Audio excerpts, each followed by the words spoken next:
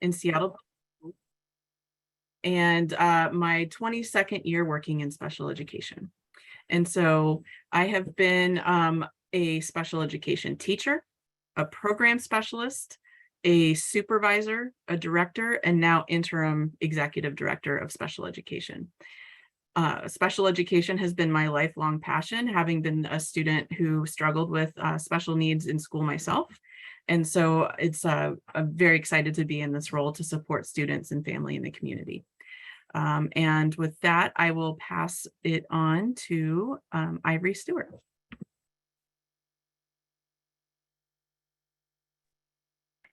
Good afternoon, everyone. Actually, it's evening. Good evening, everyone. I'm Ivory. Pleasure to be here this evening, and I'll be super quick. I've been in the special education field going on 15 years now. I've only been with Seattle for 3 years, but what an opportunity. I'm so excited to be a part of the Seattle family and the Seattle team. And I've been, along with Devin, a special education teacher, district advisor, consultant, program specialist, the whole nine. And again, super excited to be here, and thank you guys for inviting us. And I'll pass it over to Mike.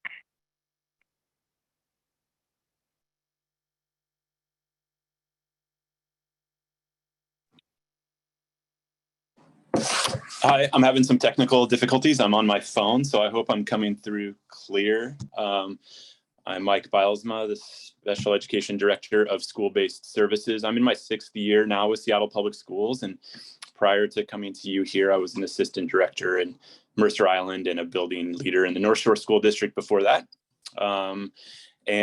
Similar to what Ivory shared, I'm excited about this opportunity now to be in this director role and bring some new eyes, I think, to this work and partner with Devin as well as Ivory. So excited to be here. Thank you very much. And Heather?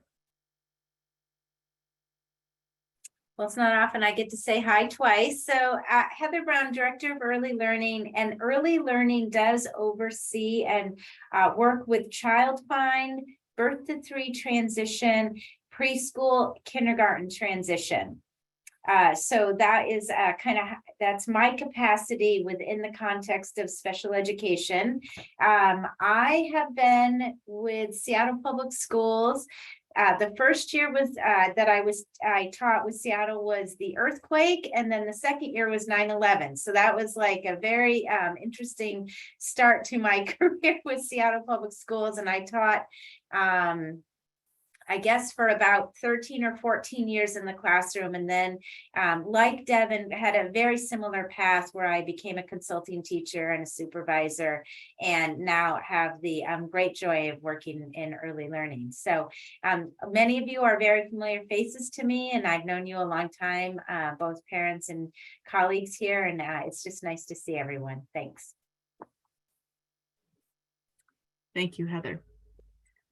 All right, I'm gonna share my screen. So just so that you have, primarily these are the updates for the rest of our team. Can everyone see, what screen can you see? The special education leadership screen? Okay, fantastic. Okay, so along with my role, I'm shifting from Director of Compliance and Operations into the Interim Executive Director on August 1st. We have a lot of new faces and or titles in our department this year. And so I'm going to go quickly through this slide presentation. I will also share this. Sherilyn, I'm not sure if it would be easiest for me to upload it to the chat or share it with you so that you can share it out with the group.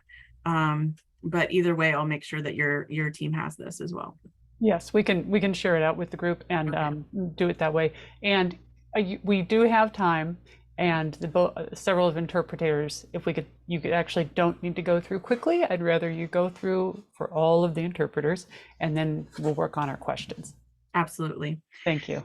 And so for the questions, which will come next, what I would like to do is continue the practice that has been going on in previous years, where we have like an FAQ that we we take the questions down and we can talk about them here, but then we can send them back in a document. I believe I was speaking with Dr. Torres, and he said that that was a strategy that worked in the past. And so if that's all right with you all, I'd love to continue that.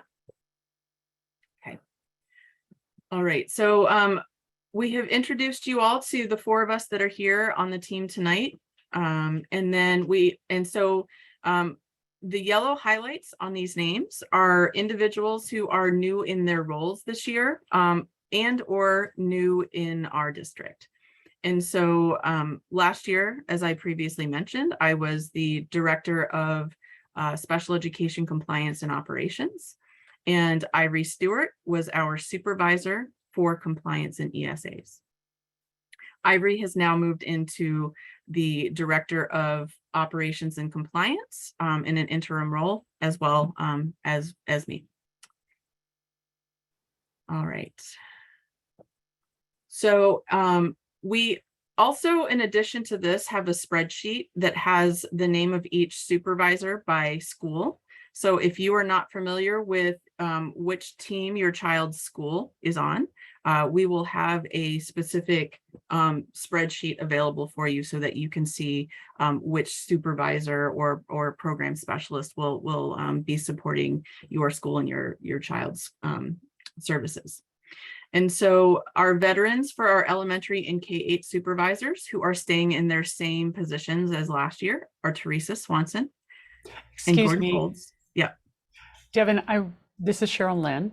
I Mhm. realize you're showing the page, the screen with the slides, and I wonder if you can show the presentation screen just to make it bigger for everyone. Sure. Let's see if I can make this work. It always kind of goes south when I try to do this. So what can you see a difference right now? It may be that even if you go to the, I'm just trying to figure out if you can get rid of your slides on the side. All right, let's see. Can you see the presentation or do you see both slides? We see both. Hey, Devin, this is Heather. So up in where it says your toolbar for the actual slide deck, not the button that says Yeah. present in Teams, Mhm. but it says like insert, draw, design, transitions, and see the slideshow right there? It's been a long day, Heather. How Slideshow. about this? Heather, do you have those available? Would you like to present? I can, but you can also see the number 18 right there on the toolbar It's on the ribbon. on the ribbon up above. See the number 18? It's the font size. I don't have that on my side. I don't, wait, is it on the, It's on the toolbar, the ribbon toolbar, where like if you wanted to highlight text and change the size of the font, it says 18. Find the word that says slideshow. This is Cheryl Lynn. Yep, right there. And if you click on slideshow, right where your cursor was, I don't know where my cursor was. There's a delay. Oh, Down here, Heather, or up top? no, in the ribbon, like if you were to edit, where it says file, Yep, home, see? insert, draw, design. Yeah. slideshow right there. Yes, exactly. Yep, select that and then do from current slide. And Ah, Devin, this is yeah. Cheryl Lynn. If I Mhm. still had a stick shift, you would be invited over to drive. I appreciate it, Sherilyn. I too drive stick shift. It's been a little while, but I do miss it from time to time. This definitely feels like it's on par. I'm gonna pause my share and share the screen that actually has the slideshow on it. Hold on real quick. All right. Share. All right. Now can you see a full slide that says? Yay, Okay. perfect. Takes a village, folks. Thank you. Thank you. Okay, so our veteran elementary and K-8 supervisors who are returning to their same roles with the same schools this year are Teresa Swanson and Gordon Folds. And then we have, we're excited to announce that we have 2 program specialists who applied and interviewed and accepted positions as supervisors. So Amanda McNaughton will be with Team Ruby. and Glenna Luton will be with Team Moynihan, and we'll have a few of Team Ruby schools. But again, the details will be on that spreadsheet, or it will also be on our website. And then for our secondary supervisors, we're really excited to have a couple shifts here. So many of you know that Caitlin O'Shea came in around January as the interim supervisor for the North End secondary schools. And she came in from having been a program specialist in our Southeast region secondary schools. So Caitlin is returning to supervisor and returning to the South End secondary schools.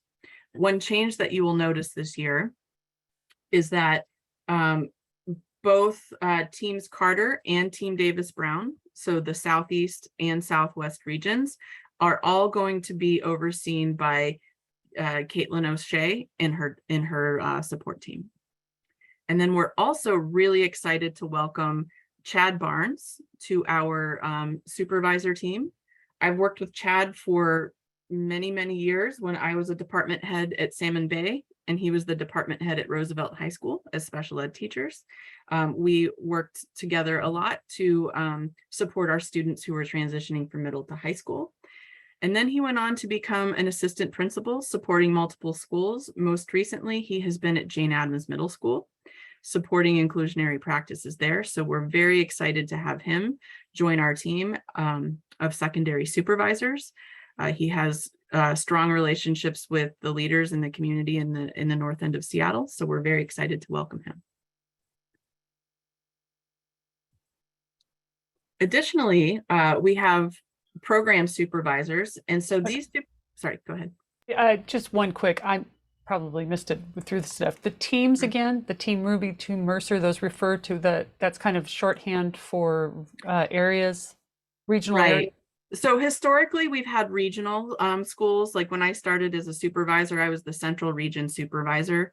And so those groupings have shifted to learning support teams. And the learning support teams are often referred to by the director of schools who supports them. I'm not sure if that's the same community facing or if it looks different in a community facing way, which is why we want to make sure to get you all the spreadsheet that has the details of who has which school, because again, this might not be helpful for those of you who don't know who your director of schools is for your group of schools. So, okay. So additionally, we are very excited to welcome Dr. Latricia Borner as our new supervisor for social emotional behavior services. Dr. Borner is joining us from Houston I wish I could Independent turn off School the closed District. captions. It always blocks something I'm trying to get.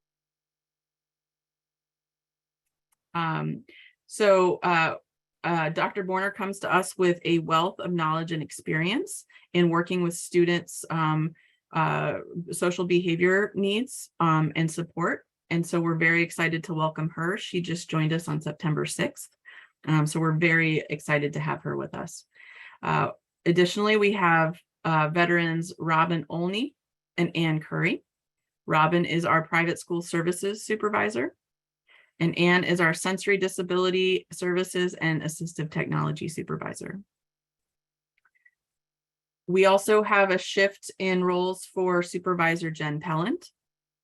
So Jen is moving out of the South End secondary schools, and she will now be focusing on operations and professional development, which was an intentional reorganization to support the professional development and learning that we are going to be prioritizing as part of our inclusionary practices. We also have a shift in the role of Roberto Figueroa. He's returning to us as a supervisor, but he is moving into Ivory Stewart's former role as supervisor of compliance and ESAs. And additionally, Supervisor Rob Vanderstoep has transitioned over to Bridges and 18 to 21 transition services, as Sherry Studley has either retired or might be back in the classroom in the location where she is choosing to retire. So we wish her the best of luck in her new adventures.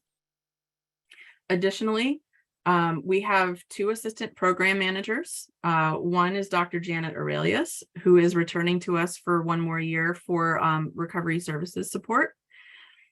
And additionally, we are very excited to welcome China Jeremiah, who has been a longtime school psychologist in our district, who is joined us as assistant program manager for CCEIS, which stands for Comprehensive Coordinated Early Intervening Services, which is an acronym essentially that identifies Seattle Public Schools and other districts across the nation as having disproportionality, and will be helping with MTSS, or multi-tiered systems of support, which is a collaboration with our curriculum assessment and instruction team. And so we're really excited to have China Jeremiah join our leadership team for our department. Okay. And so those are the announcements around our staff, and I will make sure to get those to you. And then I'm going to stop sharing so that we can do questions together face to face. And then, so any questions about the organizational updates or operations before I shift over to the questions that we received? Just so confirming, for example, that it's the person's last name, team, this is Cheryl Lynn. So for like Team Ruby is, I just saw a name in chat, the director Ruby is working with that group. Correct. It's Okay. Director Anthony Ruby, or Tony Ruby, is the director of schools that supports. And so what we did several years ago is we reorganized our special education department to align with the directors of schools. So there would be consistency of supports across schools, from the director of schools all the way through to all the different student supports. Great. And Christy? Hi, yes, thanks. I just wanted to check, this looks like information that's hot off the presses, and I'm wondering if the information that's listed on the Seattle Public Schools website that lists out the directors and special education supervisors is current. It doesn't look like it is, so I just wanted to check in with you about that and see when we might expect that to be updated. Absolutely. So I also noticed that it still needs to be updated. I believe there was a question also about our organizational chart, which we'd be happy to share. That is, we've had a lot of hiring over the summer. And so as we are shifting folks into their new roles, we're updating the organizational chart, and we'll also be updating our website as well. And so I'm hoping that the website will be updated within the next week. In terms of the organizational chart, that I'll connect with Dr. Torres and see when we can get a copy of that as well. So thank you for the question. Okay.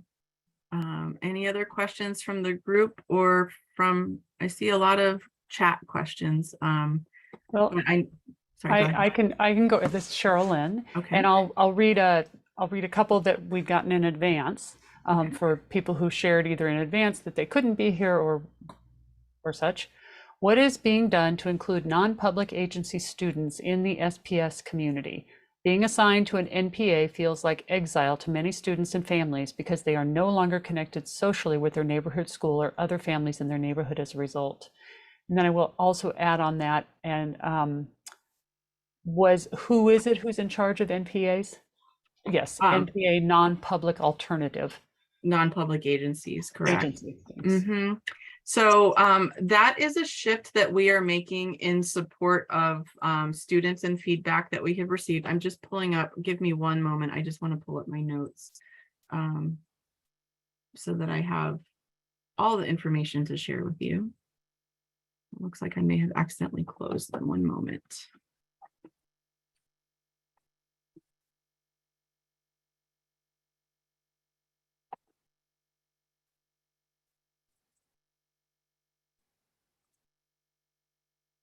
All right.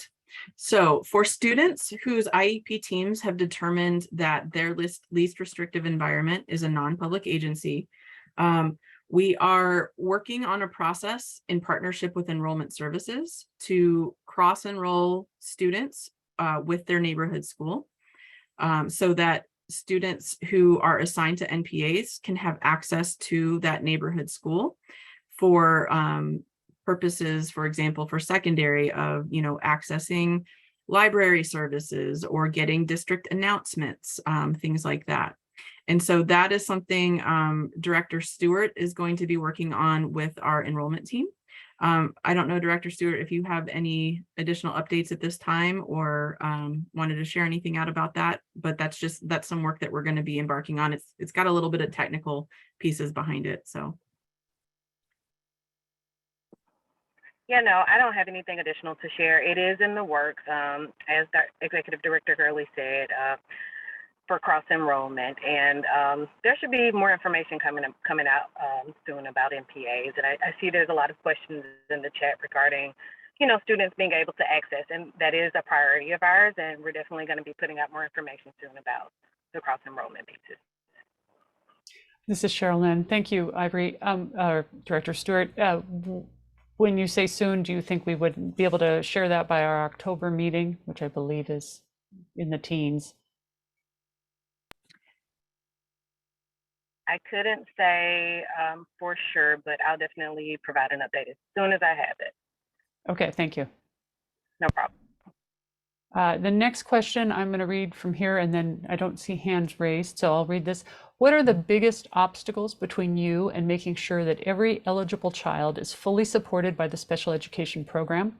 How can parents and the special ed PTSA help you remove these obstacles? That is not a plant. That is a real question. Sure. I do want to go back to the original question real quick about NPAs, because there is a operational change within our department that I want to update the team on. And so historically, we have had a supervisor who oversees our NPAs and the IEPs for students who attend NPAs. One of the shifts that we are making in accordance with the shifts with our enrollment team is that students who attend NPAs will continue to be supported in central office by the regional team. Or so, for example, if a child or a student from Garfield High School needed a NPA setting, the supervisor and program specialist would remain the supervisor for Garfield High School. So there's a maintenance of continuity and relationship between the family and the team, so that there is maintenance of continuity and support between the neighborhood school and the family and the student. And then overall, kind of systemically, one of the other pieces that we're going to be doing is that Dr. Borner, as she gets up and rolling here in her new role, will be managing the partnerships with our NPAs. So those kind of more logistical operational pieces will be that priority work will be done by Dr. Borner. And then the relationships with families and schools and students around the IEP process will remain with the supervisor and the team that are supporting that neighborhood school. Okay. Summer, let's go ahead. Summer, you have a question?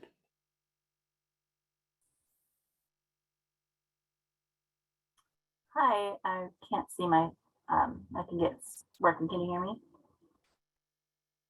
Yes, we can hear you. Thank you. I'm Summer Johnson, I use she, her, and I wanted to invite Director Stewart to engage with the PTSA on what that cross-enrollment program could look like. We have a lot of families here that have been placed in NPAs for a variety of reasons, and when we get placed in NPAs, we lose all of the team that placed us there. We lose our case manager, we lose our director of schools, we lose everything. And the parent becomes the only person on the team with any history with the kid, and it is an incredible burden to try and convince these new people who are working solely in the district office that what we are saying matters. So when you talk about cross-enrolling these kids, there could be a lot of great things coming from that. There's also a lot of kids who are placed in NPAs because of very traumatic experiences. There's a lot of my kid in particular who is at an NPA. We have been trying to find a place with a small setting where they can attend some sort of extracurricular activities. There needs to be a small setting that is a stair step between a one-on-one environment and a 1,000-person middle school or high school. Like there has to be a stair step in between. And so I really hope that you do not come back to us and tell us this is what our plan is. I really think that working collaboratively with the parents on this PTSA who have kids at NPAs would be really beneficial and get you a much better outcome that's going to benefit these kids and benefit their engagement than just developing a plan on your own and then coming back and telling us what it is in 2 months. So please work with us. And then the question that I had put in the chat was just that you would provide us with an org chart instead of, I've worked in government agencies for a long time. I know that org charts exist, and they are super helpful for helping us figure it out, especially when we get thrown into the system as an NPA where our entire network just evaporated. So if you could please, in addition to a spreadsheet, give us an org chart that says who works for who, because your titles don't mean a lot to people who are not within your organization. So saying someone is a specialist in this or a director of that is not super helpful. But when we can see how they fit in the organization, it is very, very helpful. So when you send over the spreadsheet, please send over the org chart as well. So those are not really questions, I guess, more comments. Sorry. Thanks, Summer. So yes, we can get you an org chart. And to your point of the relationships with MPAs and needing a stepping place prior to coming back to the building. So our goal is to, and I can be transparent, it has not always been perfect, and we are always looking to improve the practices that we have. And one of the goals of the behavioral supervisor, which is Dr. Borner, is to increase the collaboration and relationship between our department and MPAs. And so the hope is that she can be going into those buildings, into those MPAs, visiting, seeing what's happening with our kiddos in those MPAs. And while Dr. Borner is the behavioral supervisor, as Executive Director Gurley said, our school-based, our regional supervisors are going to be the ones who are heavily planning with school teams regarding the MPA students. So that is the biggest change in the process, is that last year there was one supervisor that handled all of the MPA students, all of the IEPs, reevaluations and such. And we knew that that was a very large task to take on. And also it impacts relationship. And so the purpose of having those regional supervisors be a part of those IEP meetings, the placement meetings, the goal is for reintegration back into the building, be a part of those meetings as well. The purpose of that is to increase relationship and ensure that you guys know that we are really thinking about what you're saying, Summer. So thank you for that. And also for the collaboration piece, yes.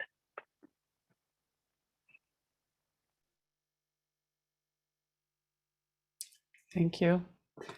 I will go to, I did step on that. You were going to answer the one question that that I said wasn't the plant. Yeah, I do have that question handy, so you don't have to repeat it unless others would like to hear it again. What are the biggest obstacles? This is Cheryl Lynn. What are the biggest obstacles between you and making sure that every eligible child is fully supported by the special education program? How can parents and special ed PTSA help you remove these obstacles? I like to think of obstacles as opportunities. When I think of obstacles, I think of barriers that can be really hard and sometimes impossible to navigate around. When I think of opportunities, I think of new situations that maybe we haven't encountered before, or maybe some long-standing, very kind of stubborn situations that we need to work together and think collaboratively around solutions for. Because what I can tell you is that my direction, my vision, my heart is all in support of students with disabilities being able to access meaningful, inclusive education to the greatest extent appropriate per their IEP team decision. And so when I think about opportunities that I see, one of the greatest opportunities, I believe, is in the advocacy of this group and in the partnership that we can have, because us together can be incredibly powerful. We know that sometimes systems don't move as fast as we would like them to. And so we want to make sure that we are bringing everyone along with us and that we are not skipping steps or leaving anyone or any student out of the process. And so with that, what I would say is that having strong partnerships like we have and the advocacy work that this group has done for many years is going to be critical to that. We know that sometimes in the absence of clear information, information is sometimes stories are created that may or may not be accurate. And so what I would love to say is that if you are, if I want to hear from you all. And so if there are pieces that you are seeing or hearing out in the field or in the community that are things that we could address or partner on, I want to know about it so that my team can help support it. We are currently working cross-departmentally. We are working with community organizations. I'm very excited about the partnership that we have with Novak coming up, who are nationwide leaders in universal design for learning, which is called often called UDL. And that is a instructional approach and philosophy around making sure that students have access to high quality core instruction with the adaptations and supports needed. And so that's not just a special education initiative, nor is inclusion just a special education initiative, because I think we all know as you know, in the disability community, as advocates, as families, that we can be up on the loudspeaker till the cows come home, or you know, but sometimes it takes partners in other parts of the work as well. So for example, working with our, I had a meeting this morning with our curriculum and instruction content managers around what does inclusion mean. We have ongoing partnership and meetings with that, with our partners all across the district, as well as working with the Inclusionary Practices Project and demonstration site. And so those are all things that are very critical. And so I think, you know, Erica, I know you have been on the special education task force. And so your voice, your perspective, and I'm sure I'm missing some people here who have contributed to all of that work. We can't do it without you. A priority for me and our team in this direction is elevating and centering student voice, student experience, family voice, and family experience. And if we aren't doing that together, then we're missing a lot of opportunities. And so I know that wasn't very specific, but we know that there can be barriers or opportunities around every corner we turn. And so if we can really see them as ways to move forward and bring our community alongside us, whether that's my partners in the work, whether it's, classroom teachers or their peers, those are the places where I think it's going to be really critical for us to be able to succeed in this important work.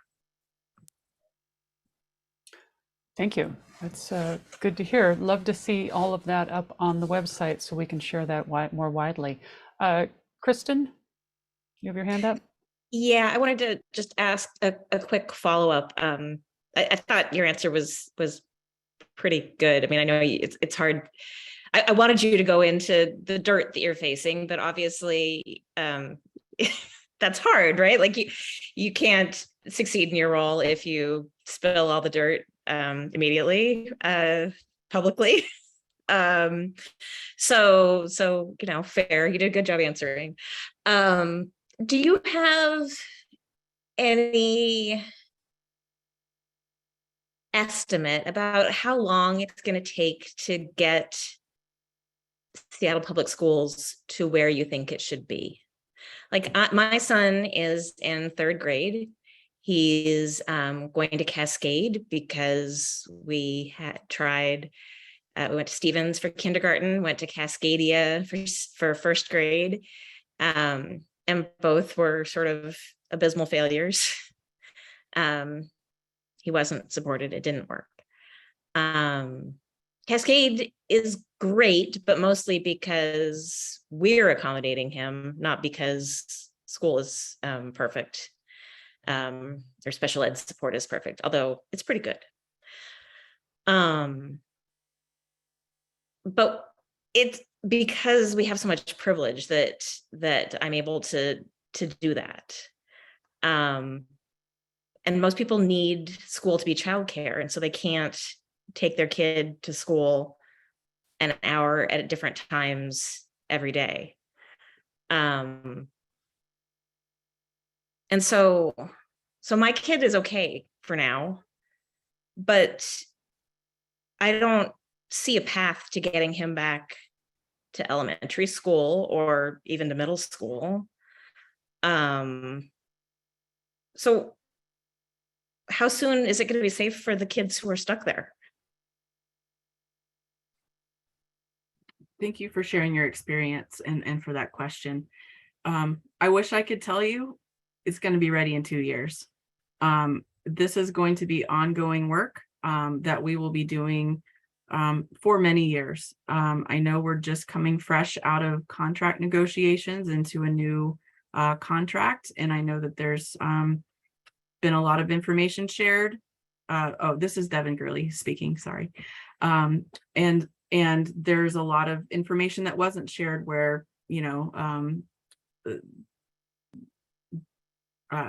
we probably should have done a better job at communicating out our plans.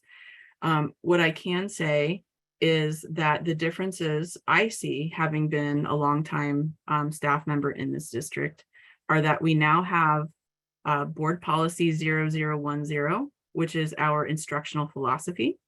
And I can get you the link to that. I will put that in the chat for those of you who are not familiar with that.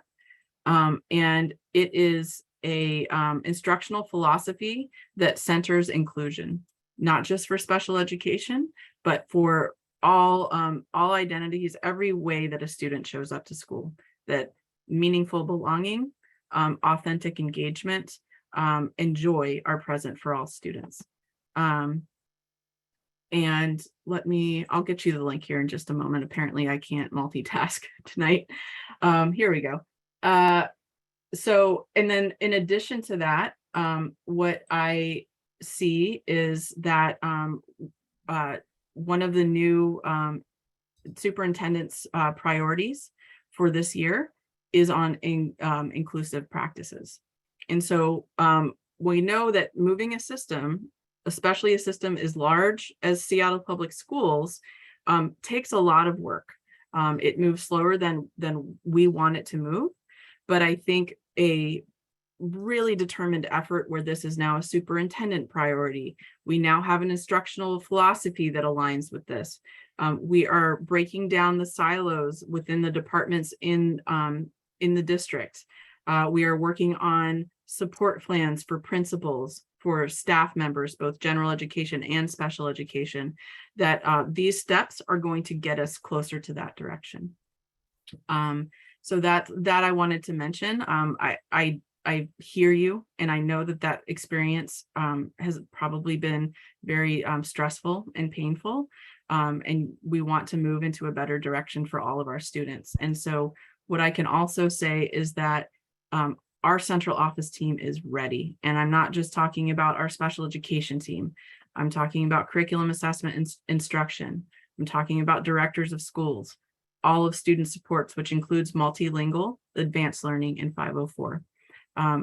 And so I just have a good feeling, and I've been around a long time, seen a lot of initiatives come and go.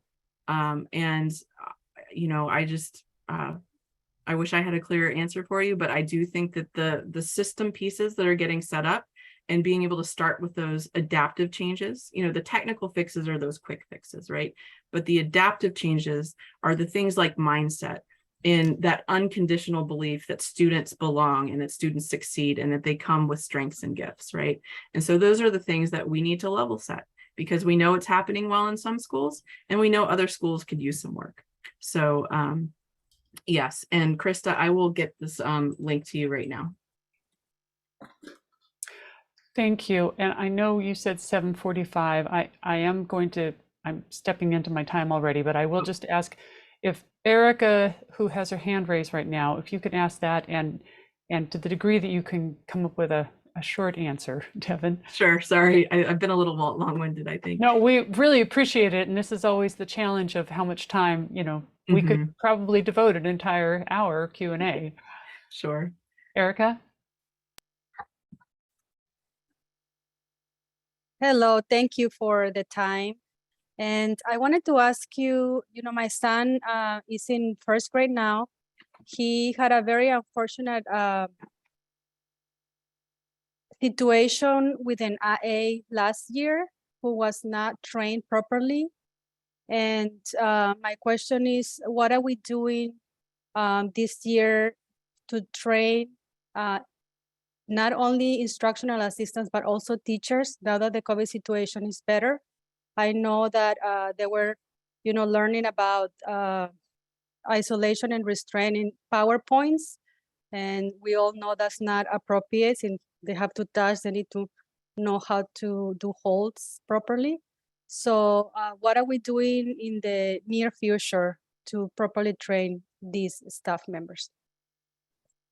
That's a great question, thank you. And so I'll be brief in my answer, which is that for our what's called CPI training, which is our de-escalation and it used to be called de-escalation and restraint training. We know that there's changes in the law and practice around restraint, but it really teaches how to de-escalate, things like that.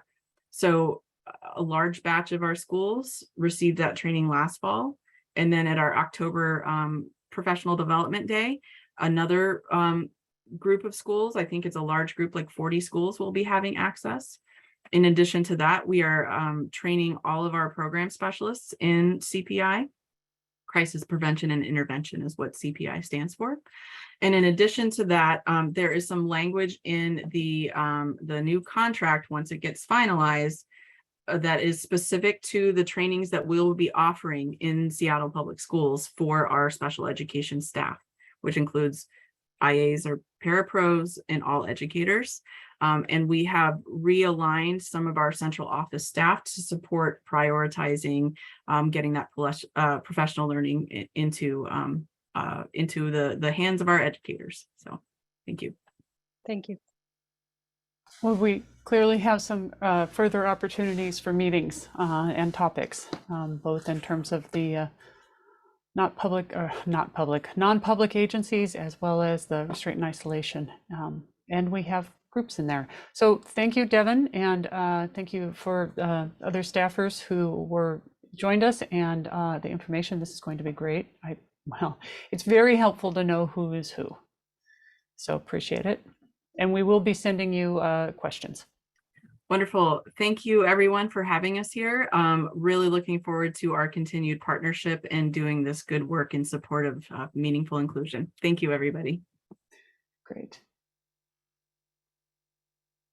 Okay, I am going to jump forward. Let's see, are you now seeing?